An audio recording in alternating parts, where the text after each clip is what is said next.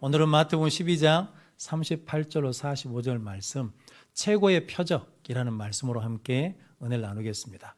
예수님께서 오늘 본문 말씀에서 이 악한 세대가 표적을 구하나 선지자 요나의 표적밖에는 구할 것이 없다, 보여줄 것이 없다라고 말씀합니다. 즉, 이 시대를 살아가는 성도들이 무엇을 구하고 무엇을 붙들어야 되는지를 말씀해 주십니다. 그래서 오늘 본문 말씀을 통해서 우리가 신앙생활 하면서 하나님께 무엇을 구하고 우리가 무엇을 붙들어야 이 악한 세대에서 믿음을 지키고 승리할 수 있는지 함께 은혜를 나눔으로 우리 모든 성도들이 믿음으로 승리하는 복된 성도들 되시기를 바랍니다.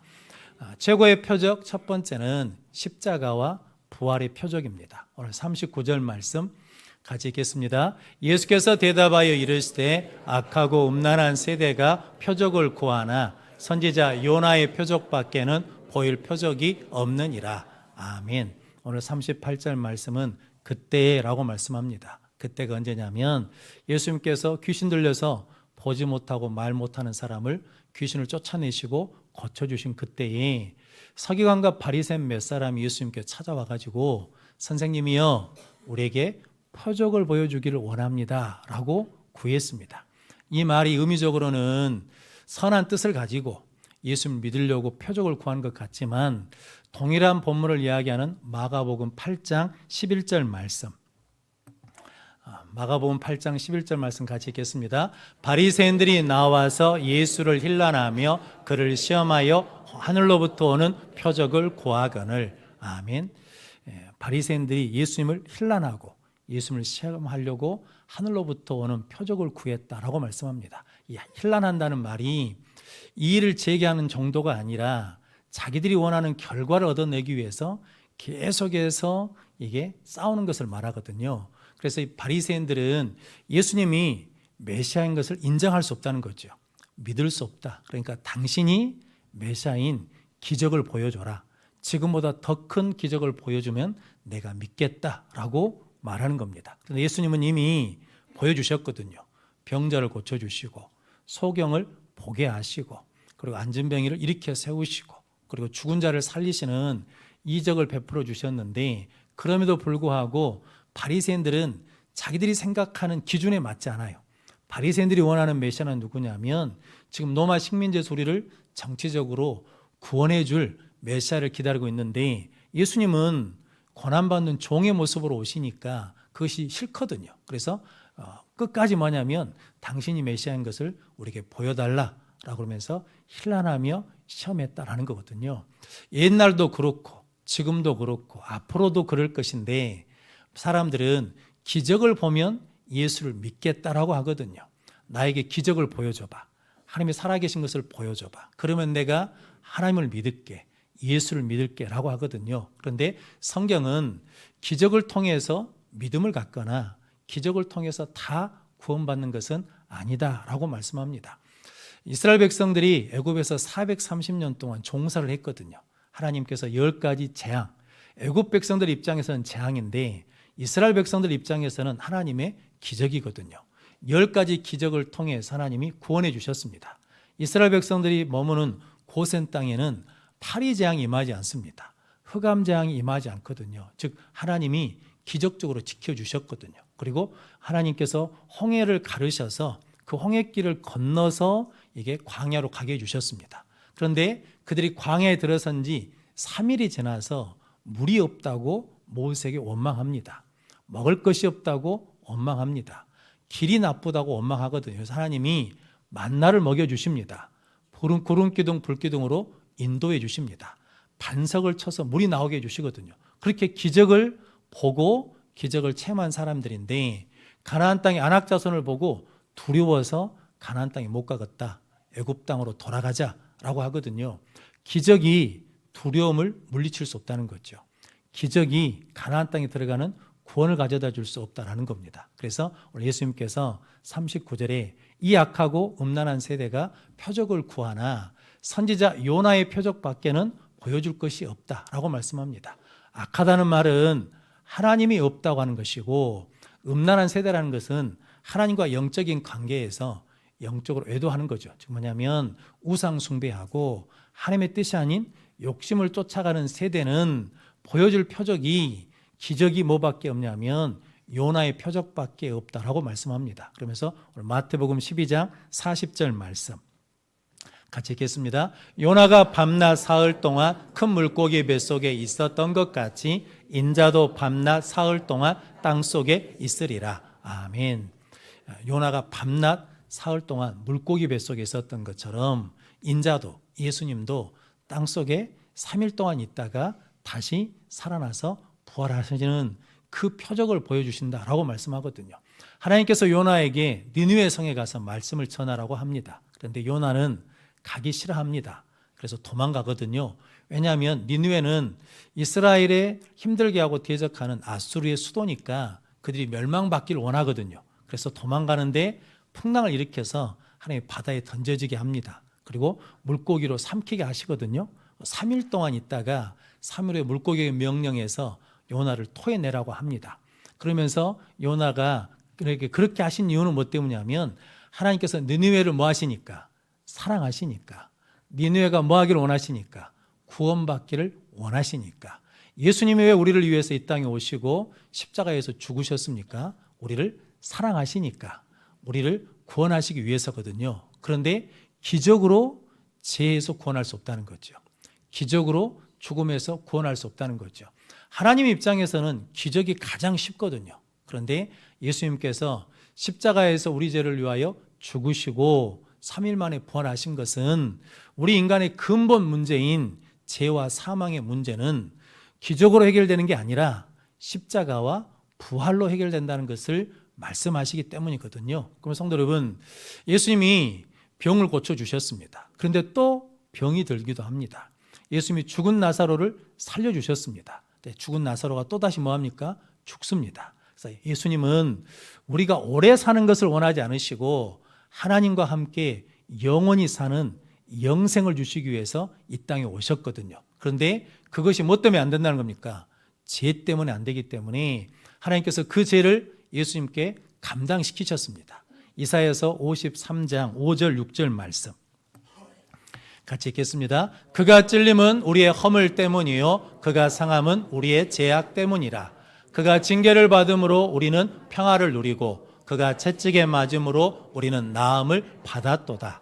우리는 다 양 같아서 그릇 행하여 각기 제 길로 갔거늘 여호와께서는 우리 모두의 죄악을 그에게 담당시키셨도다. 아멘. 하나님께서 제 길로 가는 우리를 예수 그리스도에게 우리의 죄악을 담당시키셨다라고 말씀하거든요. 그래서 예수님이 우리 죄를 위하여서 십자가에 죽으시고 부활하심으로 죄와 사망의 권세를 우리를 뭐 했다는 겁니까? 건져주셔서 영생을 주셨습니다. 그럼 성도 여러분, 우리 인생의 가장 큰 기적 중의 기적은 뭐냐면 예수님이 나를 위해서 죽으시고 부활하신 십자가와 부활의 표적입니다. 그럼 성도 여러분, 저분들이 이 땅에 우리는 이미 무엇을 체험하고 있는 겁니까? 기적을 체험하고 있어요. 어떤 기적? 최고의 기적인 십자가와 부활을 믿는 믿음의 백성이 된 줄로 믿습니다.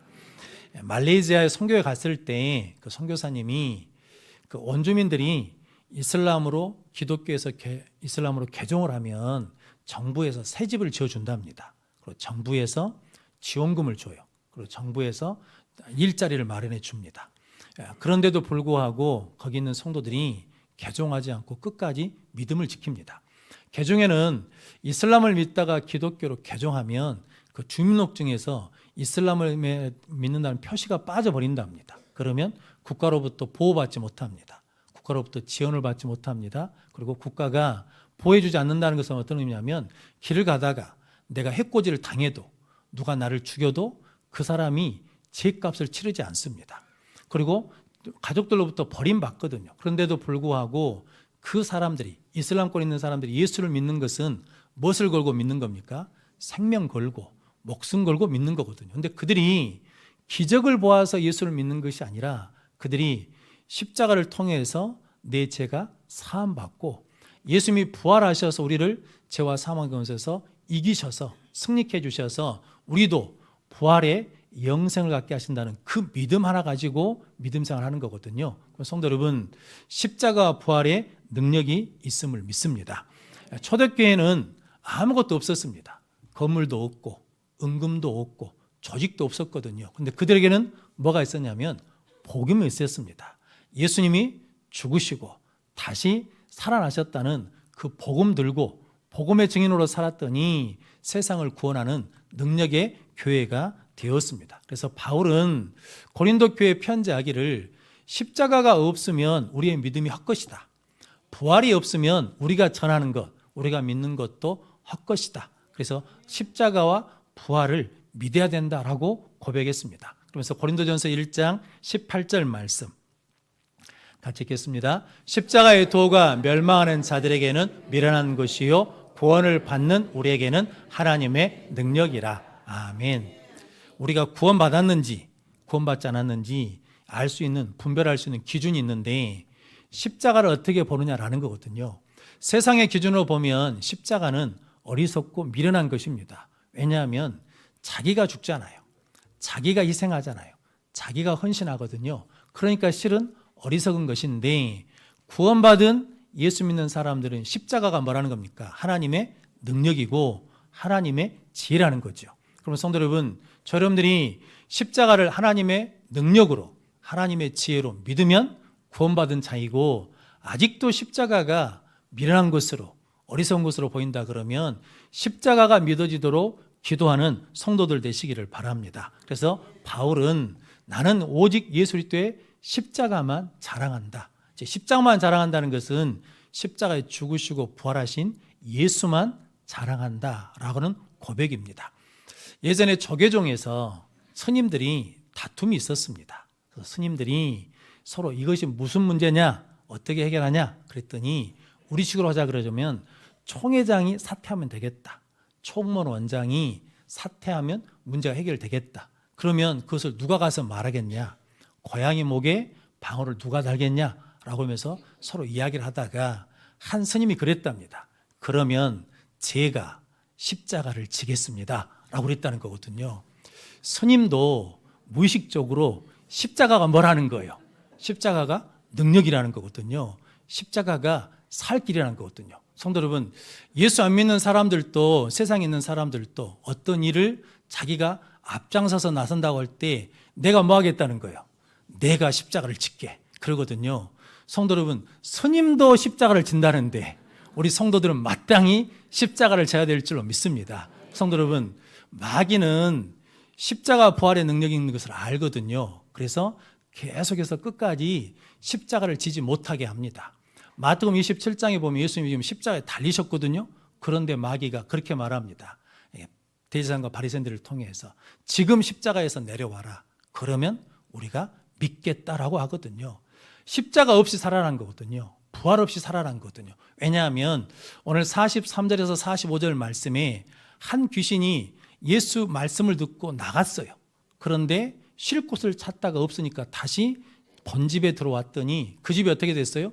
비고 수리되고 깨끗해. 그러니까 자기보다 더 악한 7 귀신을 데리고 들어왔다라는 거거든요. 성도 여러분, 십자가 부활이 없으면 공격받기 쉬운 빈집이 된다는 거거든요. 그래서 우리는 끝까지 십자가 부활을 붙들고 살아가면 악한 영이 침범하지 못한 하나님의 집, 하나님의 거룩한 성전으로 승리하게 될 줄로 믿습니다. 그럼 성도 여러분, 우리 인생의 최고의 표적은 무엇이냐? 기적 중의 기적은 무엇이냐? 예수님이 나를 위해 십자가에 죽으시고 3일 만에 부활하신 사건이신 것을 믿고 그 믿음으로 승리하는 우리 모든 성도들 되시기를 바랍니다. 최고의 표적 두 번째는 표적이 아닌 말씀을 구하라입니다. 오늘 41절, 42절 말씀 같이 읽겠습니다. 심판 때에 니느웨 사람들이 일어나 이 세대 사람을 정죄하리니 이는 그들이 요나의 전도를 듣고 회개하였음 이거니와 요나보다 더 큰 이가 여기 있으며 심판 때에 남방 여왕이 일어나 이 세대 사람을 정죄하리니 이는 그가 솔로몬의 지혜로운 말을 들으려고 땅끝에서 왔음 이거니와 솔로몬보다 더 큰 이가 여기 있느니라. 아멘. 예수님께서 표적을 구하는 사람들에게 구약 성경에 있는 두 가지 사건을 말씀해 주시거든요. 니느웨 사람들이 심판 때에 이 세대 사람들을 정죄할 거라는 거죠. 왜냐하면 니느웨 사람들이 회개한 것은 표적을 보고 회개한 것이 아니라 요나의 멋을 듣고 전도하는 말, 전하는 하나님의 말씀을 듣고 회개했다는 거죠. 그런데 요나보다 더 크신 이가 여기 있다는 거죠. 누가?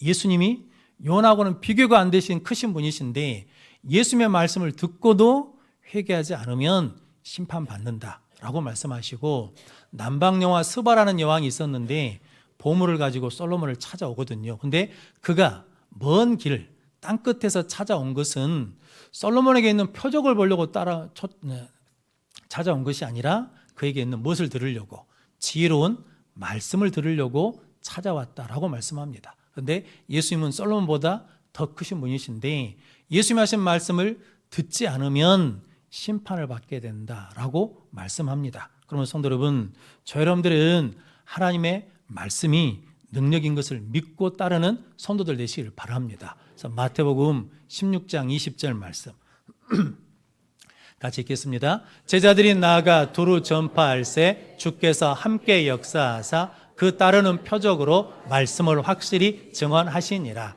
아멘. 예수님께서 믿는 자들에게는 이런 능력이 나타난다고 했습니다. 예수님의 이름으로 귀신이 쫓겨나고 뱀을 집으며 무슨 독을 마실지라도 해를 받지 않고 병자에게 손을 얹고 기도하면 낫는 표적이 따를 거라고 말씀하거든요. 그래서 제자들이 나가서 예수님의 십자가 부활의 복음을 증거했더니 예수님이 함께 하시면서 그 따르는 자들에게 표적이 나타났는데, 표적이 나타난 이유는 무엇 때문이라는 겁니까? 말씀을 확실히 증언하기 위해서. 표적 자체가 목적이 아니고 표적을 통해서 하나님의 말씀은 살아있는 말씀이고 하나님의 말씀은 그 말씀 그대로 반드시 이루어지고 하나님의 말씀은 능력이 있는 것을 확증해 주시기 위해서 표적을 사용한 것이다 라고 말씀합니다. 그래서 예수님께서는 표적보다는 말씀을 구하라 라고 말씀합니다. 무디 목사님이 예수를 믿고 믿음 생활하는데 청년 때 믿음이 자꾸 약해지더랍니다. 그래서 산에 가서 산기도도 하고 집회에 참석해서 은혜도 받았는데 그 은혜가 한 달을 못 가더랍니다. 그래서 하나님 앞에 회개하며 기도하면서 나는 길가박 같은 사람이라고 그러면서 낙심했답니다. 그러다가 로마서 10장 17절 말씀, 믿음은 들음에서 나며 그 들음은 그리스도의 말씀으로 말미암느라는 말씀을 듣고 읽으면서 깨달았답니다. 그래서 날마다 성경을 읽고 기도하면서 말씀에 순종하는 삶을 살았더니 믿음이 자라고 믿음이 커지고 강건해지더라는 거죠. 그래서 모디 목사님이 그렇게 고백했습니다. 성경은 내 인생이 어두울 때 내게 등불이었고, 성경은 내가 무식할 때 나에게, 무지할 때 나에게 스승이 되어 주셨고, 성경은 내가 넘어질 때 넘어지지 않도록 받쳐주는 반석이 되었다라고 말씀하거든요. 자기는 말씀 가운데 승리했다라고 말씀합니다. 교회 역사에서도 성경의 권위가 가장 높이 있을 때는 교회가 강력했습니다. 그리고 교회가 부흥했거든요. 그런데 성경의 권위가 떨어질 때는, 성경의 권위를 인정하지 않을 때는 교회가 약해졌거든요. 교회 역사 가운데 가장 암흑기를 어디라고 그러냐면 중세시대라고 그러거든요. 그런데 우리가 TV에서 보는 큰 교회들 있지 않습니까? 그 교회가 다 그때 세워진 교회입니다. 그러니까 겉은 화려하고 웅장한데 성경의 권위보다 교황의 권위가 위에 있었습니다. 성경의 권위보다 제도와 전통이 위에 있었습니다. 성경의 권위보다 내 뜻이 위에 있었습니다. 성경이 뭐라 하든 상관없이 내 뜻대로 한다는 거거든요. 그런데 성도 여러분, 그때가 영적인 암흑기였다는 거거든요. 성도 여러분, 성경 말씀이 없으면 뭐가 된다는 겁니까? 빈집이 된다는 거거든요. 그래서 어두워진다라는 거죠. 그래서 에스겔서에 보면 에스겔 골짜기에 있는 마른 뼈들이 살아나거든요. 뭐가 전해질 때 살아납니까? 말씀이 전해질 때, 말씀을 들을 때 살아나고 생기가 그 속에 들어갈 때 하나님의 군대가 되었다라고 말씀하거든요. 근데 성경은 하나님의 감동으로 되었습니다. 이 감동이란 말이 무슨 말과 똑같냐면 생기라는 말과 똑같습니다. 그러니까 말씀을 들으면 말씀도 들어오지만 무엇도 들어온다는 겁니까? 생기도, 성령도 우리 가운데 함께 와서 능력 있는 삶을 살게 될 줄로 믿습니다. 그래서 요한복음 20장 31절 말씀 같이 읽겠습니다. 오직 이것을 기록함은 너희로 예수께서 하나님의 아들 그리스도이심을 믿게 하려 함이요 또 너희로 믿고 그 이름을 힘입어 생명을 얻게 하려 함이니라. 아멘. 또 이것을 기록함은, 성경을 기록한 목적은 너희로 예수께서 하나님의 아들 그리스도이심을 뭐하게 하기 위해서? 믿게 하기 위해서. 그 이름을 믿고 힘입어 생명을 얻게 하기 위해서, 영생을 얻기 위해서 우리에게 뭘 주셨냐면 성경을 주셨다라고 말씀하거든요. 그럼 성도 여러분, 성경을 들고만 다니는 게 아니라 성경을 읽고 암송하고 또 성경대로 순종하는 우리 모든 성도들 되시기를 바랍니다. 마귀는 그래서 교회 안에 거짓 영들을 보냅니다. 거짓 선지자를 보냅니다. 거짓 교사를 보내가지고 말씀을 혼란하게 합니다. 말씀을 자꾸 바꾼다는 거거든요. 그래서 바울이 고린도 교회 고린도전서 4장 6절 말씀 같이 읽겠습니다. 형제들아, 내가 너희를 위하여 이 일을 나와 아볼로를 들어서 본을 보였으니 이는 너희로 하여금 기록된 말씀 밖으로 넘어가지 말라 한 것을 우리에게서 배워 서로 대적하여 교만한 마음을 가지지 말게 하려 함이라. 아멘. 어디 밖으로 나가지 말라는 겁니까? 기록된 말씀 밖으로 나가지 마라. 성도 여러분, 기록된 말씀 밖으로 나가지 않고 말씀 안에 있으면 서로 대적하지 않고 교만하지 않고 화평하며 평안한 삶을 살 수 있다라고 말씀합니다. 요한계시록 22장이 마지막 장인데 그 마지막 장 마지막 부분에 경고하는 말씀이 하나 있습니다. 이 성경에 더해버리면, 성경에다 무엇을 더하면 성경에 기록된 모든 재앙을 받을 것이다. 그리고 성경 기록된 것에서 뭔가를 빼버리면, 말씀을 빼버리면 생명나무와 거룩한 성에 참여되면서 빠질 것이다 라고 말씀하거든요. 그러니까 성경은 더하지도 말고 빼지도 말고 있는 그대로 받아들이고 믿고 순종하라 라고 말씀합니다. 왜냐하면 말씀이 없으면 뭐가 되니까? 빈집이 되어버리니까. 그래서 성도 여러분, 가장 안전한 곳이 어디겠습니까? 하나님이 함께 하신 곳이 안전한 곳입니다. 요한복음 1장 1절 말씀에 태초에 말씀이 계시니라. 이 말씀이 하나님과 함께 계셨으니 이 말씀이 곧 하나님이시니라. 지금 말씀이 있는 곳에 누가 계시다는 겁니까? 하나님이 계시다는 거죠. 그래서 말씀이 있으면 성도 여러분, 우리는 평안합니다. 말씀이 있으면 담대한 능력을 갖게 될 줄로 믿습니다. 어둠이 있거든요. 어둠을 무엇으로 물리칠 수 있습니까? 몽둥이를 휘둘러고 한다고 해서 어둠이 나가는 것도 아니고, 뭐 돈을 쓴다거나 아니면 세상 권력으로 윽박지른다고 해서 어둠이 물러가는 것이 아니라 뭐가 들어와야? 빛이 들어와야.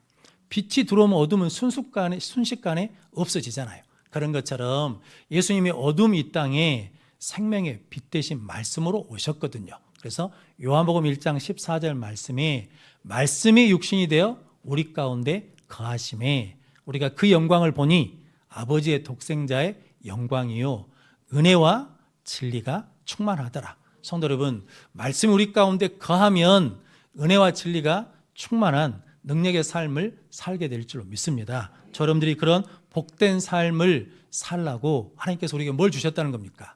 말씀이신 예수님도 주시고 생명의 말씀 성경을 주신 줄로 믿습니다. 성도 여러분, 불안과 두려움이 올 때마다 성도 여러분, 말씀으로 채우면 그 어둠은 물러가고 생명의 빛이 우리 가운데 비춰질 줄로 믿습니다. 그러므로 우리에게는 최고의 무기가 있습니다. 예수 그리스도이십니다. 성도 여러분, 십자가와 부활이 우리에게 능력이 된 줄로 믿습니다. 하나님의 말씀이 우리의 권세가 된 줄로 믿습니다. 그것을 우리가 잃어버리지 않고 이 약한 시대에 끝까지 붙듦으로 말미암아 이 약한 세대에서도 하나님의 뜻을 이루며 믿음으로 승리하며 하늘의 영광을 바라보는 우리 모든 성도들이 되시기를 주님의 이름으로 축원합니다.